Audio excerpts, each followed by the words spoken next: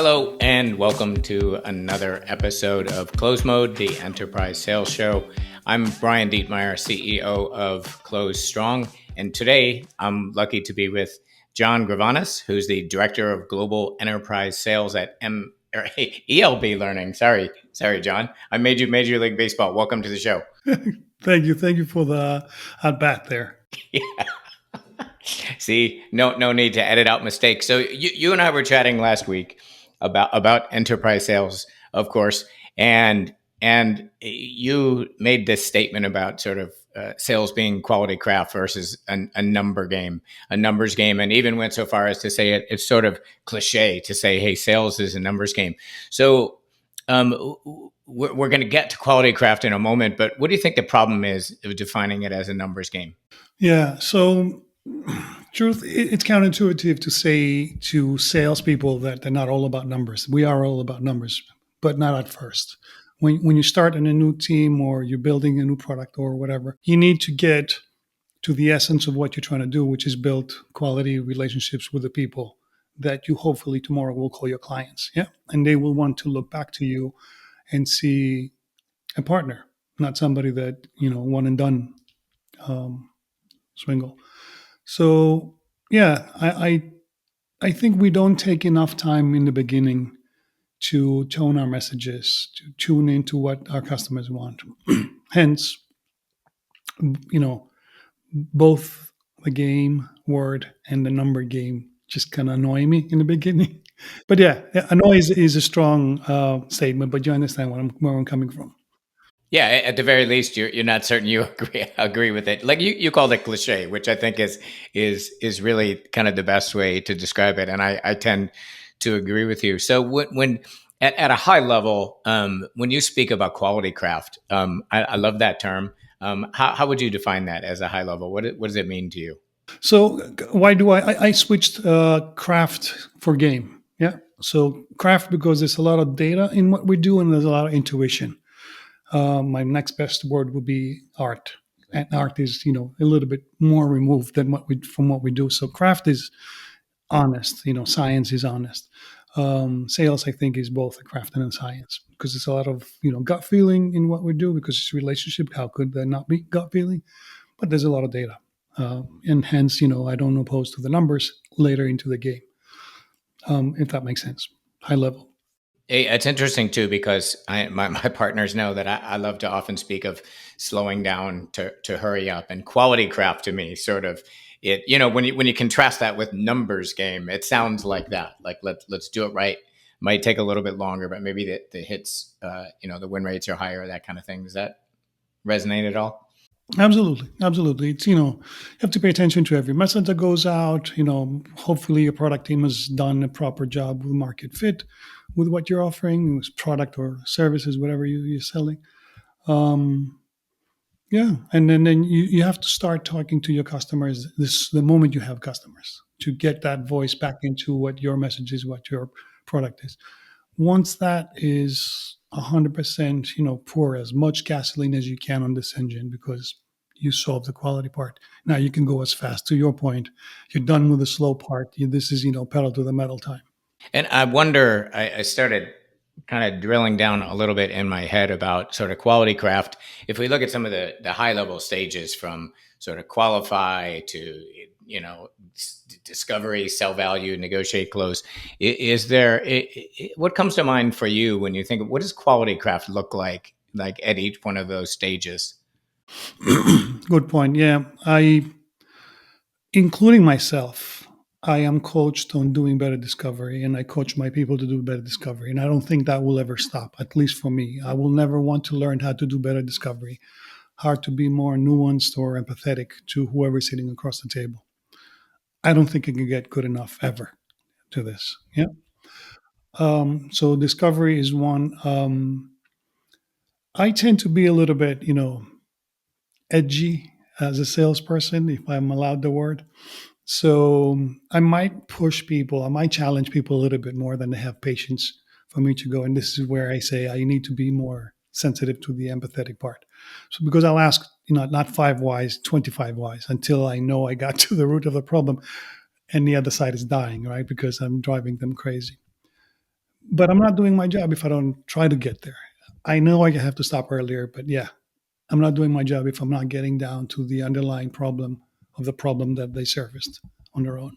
You kind of, it's funny, you quickly went over something five times why, and for people who aren't familiar with that, if you ever want to learn a lot about yourself, if you take something that's important to you, and I know you know this because you talked about it, but for other people who haven't, it's like, well, why is that important? Well, why is that important? Sometimes at level 4 or 5 you find out things about yourself that you don't really want to know. So this is an aside, but I love five times why. Thanks for bringing that up. Yeah, absolutely. So I wonder, do you think the current way salespeople are enabled, whether it's what comes from outside training vendors or what comes from sales enablement, are we enabling people to be aligned with this notion of quality craft? I'll say the information is there, but going from unconsciously unaware of something to unconsciously doing it with your eyes closed, drunk, or whatever, that's a long journey. And you don't go there only with information or reading books, or, you need to practice, you need to be coached, you need to feel secure and confident to try this newfound knowledge. And that's where your first line, second line managers should step in and have a big impact on how they coach this newfound knowledge, because a lot is riding on the sales enablement teams to create programs. But the sales coaches, my manager's manager has to be there after the training program is gone. Well, so to that point, John. So we've heard this so much that that thing you just put out there about the frontline managers coaching it. We've done, not even with the podcast, 65 interviews with different sales execs, CROs. Um, Everybody says sales managers, they don't really have time to coach. In fact, the stats that are out there, 5% of deals are being coached. Um, how do you feel about that? Is there, what's the reality of finding more time for coaches to coach? It just doesn't seem possible. Yeah, I've been accused, I think, by every manager that I worked for, whether they were CEOs or VPs or whatever, that I spend too much time on two directions. One is talking to my people, and second is talking to my customers, even if it's not them buying something. I have a conversation. Why do you refer us? Why didn't you refer us? Why you're with us as a customer. But I spend equal amount of time with coaching people, and it doesn't always scale. I rely on technology. Yeah. So, and full disclosure, ELB Learning has an awesome solution, and I know this was not set up, but I was happy to find that there is a nice video solution where I can create a scenario, push it out to everybody at their own time. They can report back, with their videos, and I can coach when I have time, and give feedback, feed forward. I like feed forward over feedback. So yeah, it's tough. It doesn't scale. You have to get creative, and you have to work with what you have, but it has to be done. Yeah. No, I'm really glad you bring it up, because that that to me is one of the core issues. It's very difficult to scale really good coaching because managers don't have time, and one of the only ways is to leverage technology, some kind of technology. I think it's the only way we're going to scale coaching. So I'm really glad to hear you say that, because the problem's kind of been around forever, and I often wonder if, again, that number's out there, the 5%, not skills coaching but deal coaching, right? Really getting down to that level that 5% of deals in a forecast are being coached. The impact, the one thing that we know for sure is that coaching impacts win rates, deal quality, all kinds of things. So if we could scale that, imagine to like 60, 70, 80% of deals in the pipe. You don't want to do them all, but the impact would be massive. And you're right, the only way to scale is to leverage tech. Yeah. Yeah, but I think there's another area we can explore efficiencies, and this is, whether you're first line or second line or executive vice president in the sales or revenue, you can narrow down and focus what you call deal review or pipeline review with a script or a template or a checklist that is more concise to what the abstract level needs, because down grassroots level, there's much more detail that doesn't have to transcend all the way to the top. So you can be lighter on that process as you go higher and heavier when you're closer to first, to individual contributors, line people. And I don't think we do a good job to document what good looks like for all these layers on how they could coach deals or manage pipeline. I think it's on ours. It's on our in our lap to do a better job there. We cannot rely on technology for that. For sure, and there's such a correlation between to me our opening discussion about quality craft and coaching. We've got to be coaching against the quality craft, so we've got to find ways to do it. I wonder. I'm going to back up just a little bit. You were talking about discovery a moment ago, and I just wonder how you feel about this.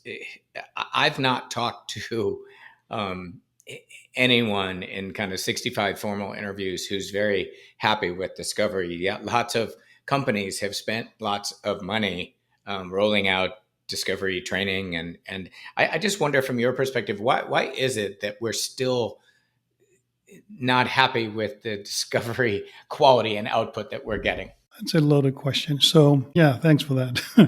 um, I'm not going to make any friends answering this question, but I will. I have to bite the bullet.